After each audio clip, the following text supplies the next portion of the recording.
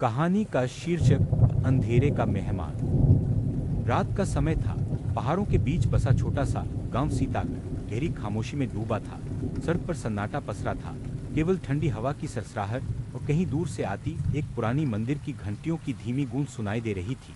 गांव के किनारे बने पुराने डाक बंगले में शहर से आया एक युवक विवेक अपने कमरे में बैठा था।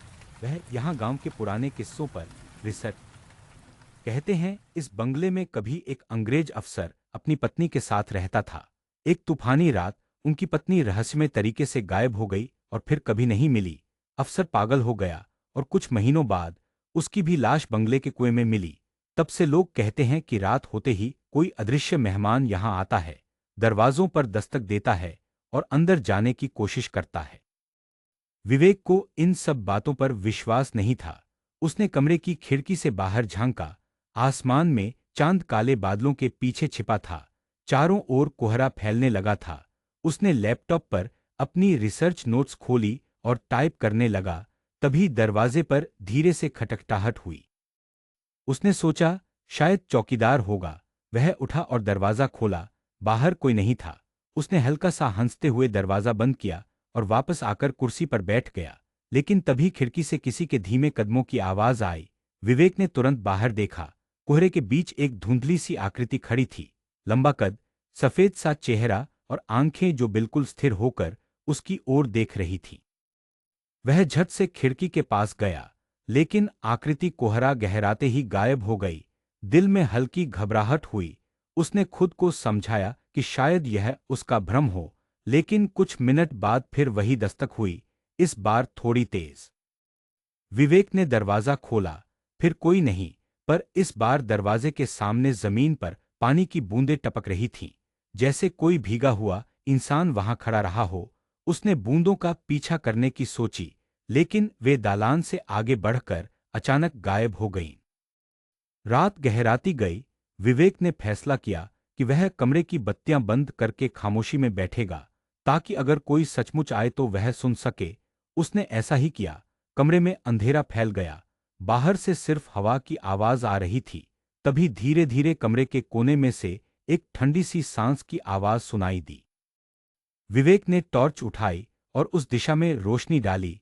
वहां कुछ नहीं था, लेकिन कमरे का तापमान अचानक गिर गया। उसकी सांसें भी धुंध में बदलने लगीं। उसने डरते डरते चारों ओर देखा। तभी टेबल पर रखी उसकी नोटबुक अपने आप खुल गई और उसमें एक वाक्य लिखा दिखाई दिया, वो वापस आ रही है। उसकी रीढ़ में ठंडक दौड़ गई। उसने नोटबुक बंद कर दी और बैग में रखी, लेकिन टेबल पर वह नोटबुक फिर अपने आप खुल गई और वही वाक्य दोहराया गया।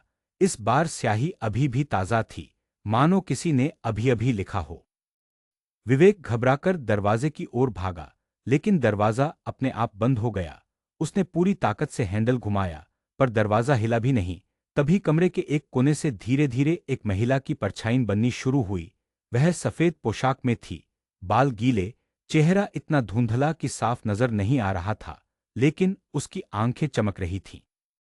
वह धीरे धीरे विवेक की ओर बढ़ने लगी। उसके कदमों की आवाज गीली जमीन पर पड़ती हुई महसूस हो रही थी।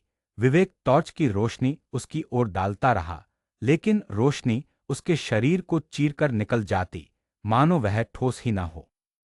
महिला ने एकदम पास आकर धीमे स्वर में कहा, तुम्हें यहां नहीं होना चाहिए, और अगले ही पल वह गायब हो गई। दरवाजा अपने आप खुल गया। विवेक ने एक पल भी बर्बाद नहीं किया और बाहर भाग गया।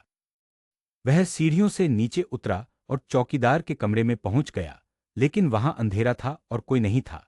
तभी बाहर कुएं के पास से फिर वही धीमी दस्तक की आवाज आई। विवेक ने अनजाने में उस ओर देखा। कुएं के किनारे वह महिला फिर खड़ी थी। इस बार उसका चेहरा साफ दिखाई दे रहा था, सफेद, निर्जीव और होठों पर अजीब सी मुस्कान। वह हाथ उठाकर विवेक को इशारा कर रही थी, मानो बुला रही हो। विवेक एक पल को वहीं जड़ हो गया, और तभी पीछे से किसी ने उसके कंधे पर हाथ रखा। वह झटके से मुड़ा। वहां कोई नहीं था, लेकिन कुएं के पास खड़ी महिला अब बिल्कुल उसके सामने थी, और उसके होठ हिल रहे थे, जैसे कुछ कह रही हो। विवेक ने ध्यान से सुना, और उसके कानों में सिर्फ 3 शब्द पड़े, अब तुम्हारी बारी। इसके बाद वहां कुछ नहीं था, न महिला, न क्वान, केवल घना कोहरा और चारों ओर फैली अजीब सी सिहरन।